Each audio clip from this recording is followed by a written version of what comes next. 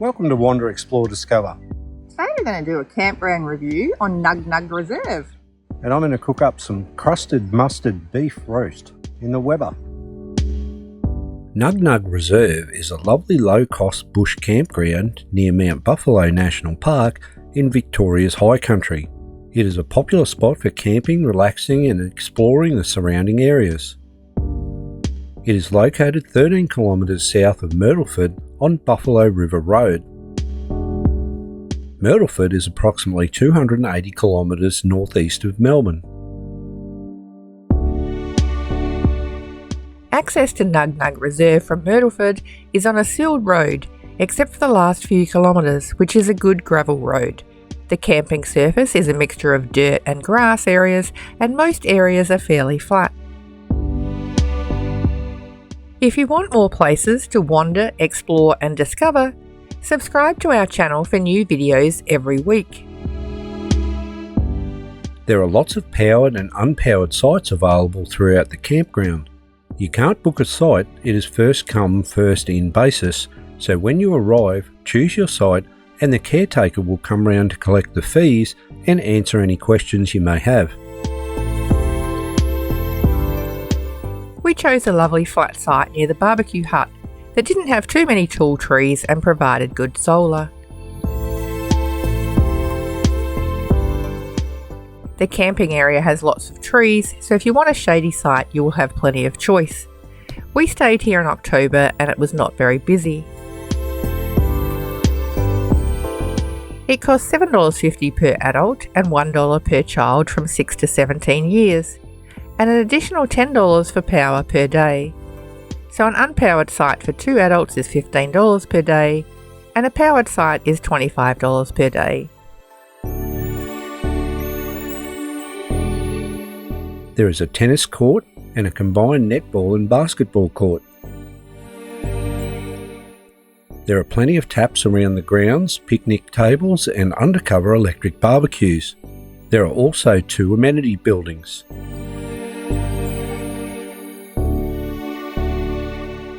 The Nug Nug Creek meanders through the campsite, and there are several lovely sites near the creek. You can also swim in the creek with several areas that are easily accessible.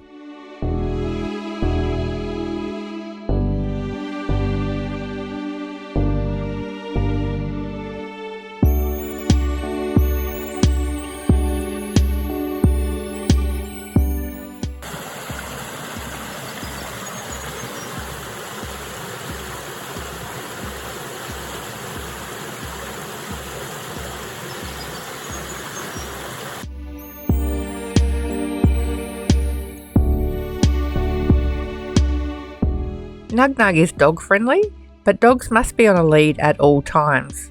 Fires are allowed as long as there is no fire ban. The camping spots are easily accessible for motorhomes. We had good Telstra mobile coverage when we stayed. Flushing toilets are available. There is a dump point near the new amenities building. Water is available. There are rubbish and recycling bins. Lots of powered sites available. There are also cold showers.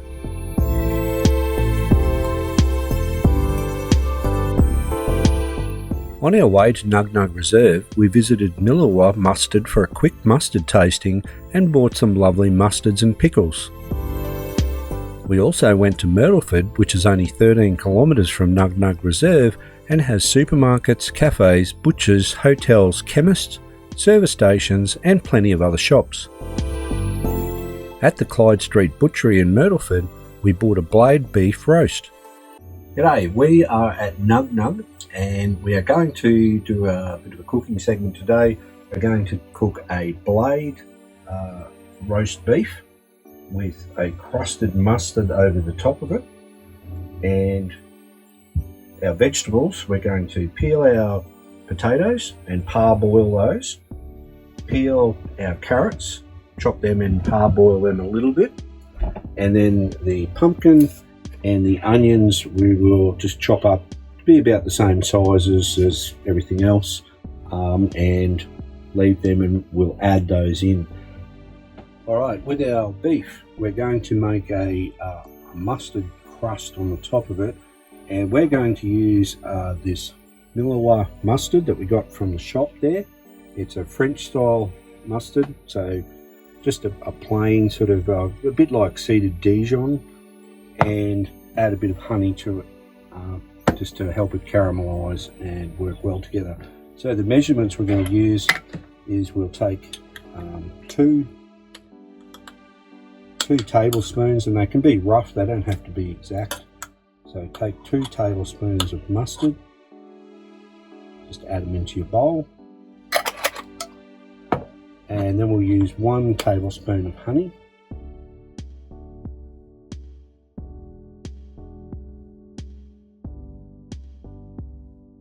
That's pretty good.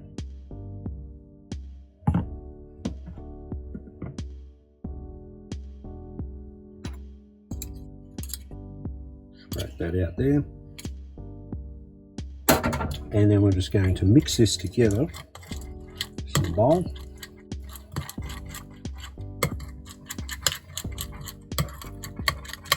Until it just comes together.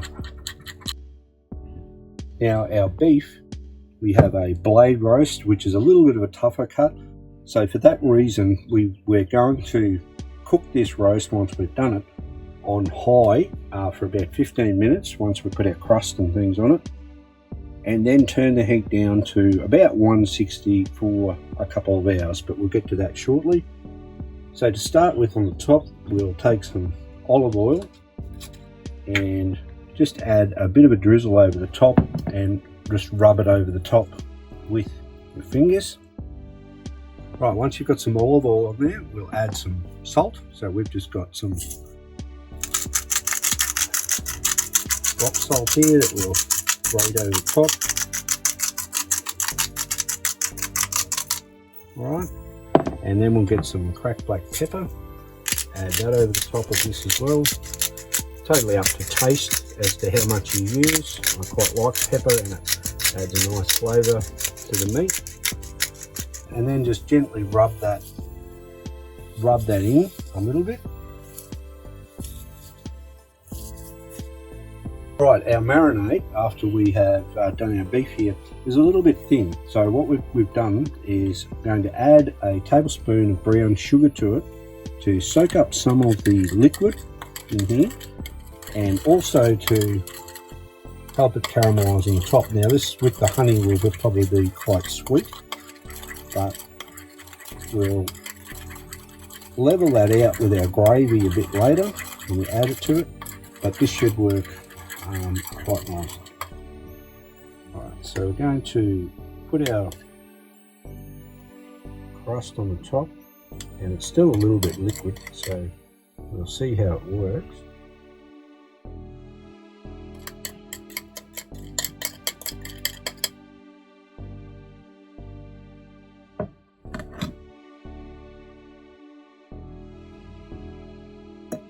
Alright, so we've got it on here. As I said, it's a little bit liquid. However, I think if it runs off the sides, that's okay. It's going to cook onto the edges anyway. But if we get it into the oven at a nice high temperature, that should crust up nicely on the outside and give it some nice flavour.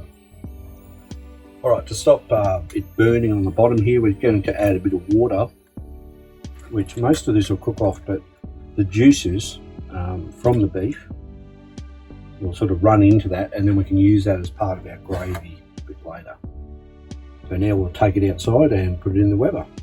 Alright, we've got our Weber and got it up as well. It's still getting hotter at the moment, but it's up to like 250, right? Which is, we would really want to sear the outside. So we've got no aluminium tray underneath. We're just going to open this quickly, pop it in, shut the lid, and cook it for 15 minutes to try and sear it before we turn the heat down. Just open the lid, pop our meat inside, close the lid again, and cook for 15 minutes. Alright, we're going to have a quick look to see how it's going, and I think we'll give it a little bit longer. Alright, we've got our pumpkin cut up, onions, and our drained par-cooked vegetables. We're going to now add some just a bit of olive oil into a bowl. Alright, and some salt. Throw these all in there and give them a good mix around with your hands. Just sort of lift down to the bottom to coat all of the vegetables with a bit of olive oil. Don't be too rough, otherwise you'll break things up. And they're ready to go in with the meat in the Weber as soon as it comes out.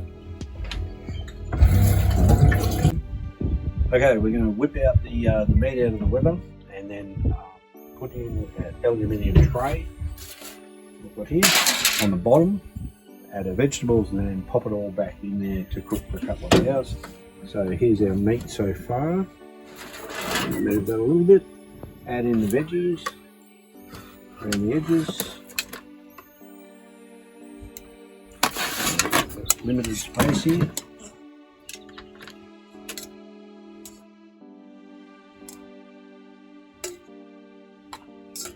Probably don't have to be too precious about where everything goes. Then we'll open this back up and I'll take this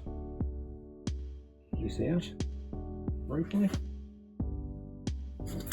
Pop our tray underneath there, and we might just so this sits up a little bit underneath. Pop our rack back in on top. Everything on top of that. And we are good to go to cook for a couple of hours. Alright, so for the next part of our roast cooking process, I'm going to open up the Weber. We'll do a quick check of the meat and everything, see how it's cooking. Take the meat out and put it in a bowl to cover it to rest, so we can collect all the juices that run out of it in there for our gravy. And then we'll keep the Weber running to crisp up our vegetables. So let's have a look and see how things are going. And that is looking pretty nice. So when you do a test, if you don't have a meat thermometer as such, you can take a knife and just push it into the thickest part of the meat, leave it there for a few seconds, then pull it out and you can put it on the back of your hand to see, and that's quite warm. So, and if you like it, so there's still a little bit of juice running out there, so it's probably about medium, perhaps medium rare at the moment in the middle. So you could leave it in for a bit longer if you wish to cook it more, and if you want it well done, probably another half an hour.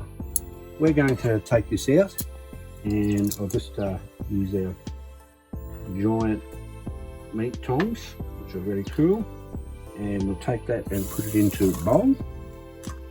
So that'll collect some juices, and as you can see in here, we've got lots of delicious pan juices. So we might just take our veggies out so we can get the juices out of here, so we can crisp our vegetables up. And we're just going to collect these juices.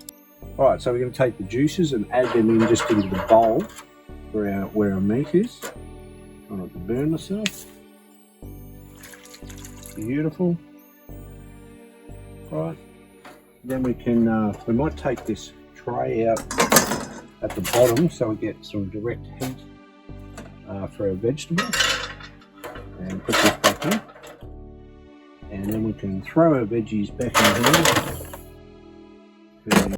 We're just going to add a quick drizzle of olive oil over the top and give that a little bit of a toss. You can do it with tongs if you're not confident to toss it around like this. Right. And then just spread them out a little bit so the heat can get onto all of the surface area, and we can close that up to continue to cook. Alright, so we've got our vegetables cooking in there, and we're going to take the meat inside to rest while we do the gravy with our pan juices.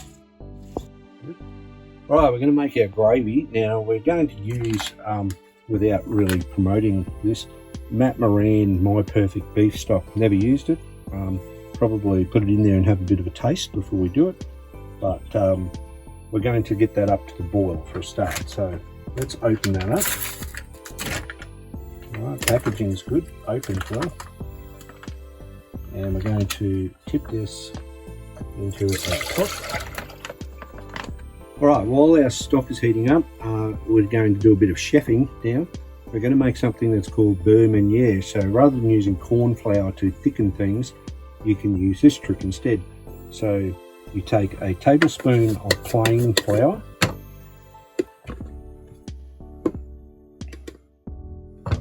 alright, so we'll just pack it down level, alright, put it into a bowl. Take a tablespoon of butter, right, so just scrape it around to get your butter. Right, tablespoon of butter, and add it in with your flour. Then we're just going to mix this together into a paste. Alright, so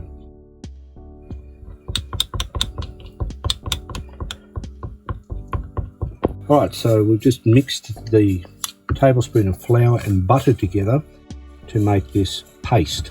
Alright, so you can take portions of this, a teaspoon at a time when it comes to thicken, and then we'll whisk it through our boiling liquid to thicken it up, and it gives it a nice velvety, smooth appearance. The key is to make sure your liquid is boiling when you do it over the heat, and just to cook it a little bit. Okay, so now we've got our stock boiling, our beef stock. We're going to, because we're doing mustard, we're going to add a bit more of our mustard, a teaspoon or so, or a spoon of that. So I'll just guesstimate about a teaspoon into our stock. Just take our pan juices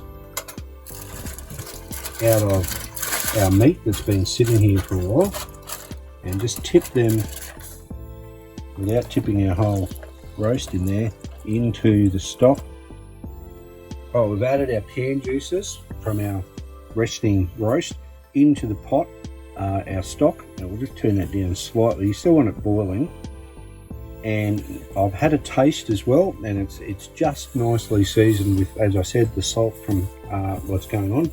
Now we're going to thicken this with some of our beurre meunier. So take about you know, a glob of your beurre meunier, and just drop it in, then get a whisk and whisk back and forward. Once you have this in, you can turn the heat down a bit and just whisk it through, and you'll see that it's starting to thicken slightly. Alright, so you just want to cook and then give it a few minutes, and if it's still not thick enough, then while it's still bubbling like this, we can add another teaspoon or so of our beurre meunier, drop it in, get your whisk, and just move it around until that flour and butter is combined with the liquid. So now we've reduced the heat down so that it's not rapidly boiling, but you'll see that the gravy is starting to thicken there nicely.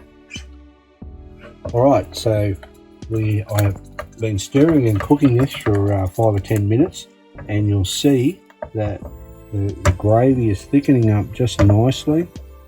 Alright, probably just want it cooked a little bit more. Fairly important when you add flour to something like a sauce that you keep stirring it, as it can settle to the bottom and burn. But I've turned the heat right down, and it's just simmering away nicely. Had a little bit of a taste, tasting delicious. Alright, and pretty soon we'll be ready to cut the meat and have dinner. Alright, here is our finished product. Beautiful mustard-encrusted roast beef and roast vegetables. Smells delicious. I've had a little taste of everything, and it's really good. I can't wait to sink my teeth into it.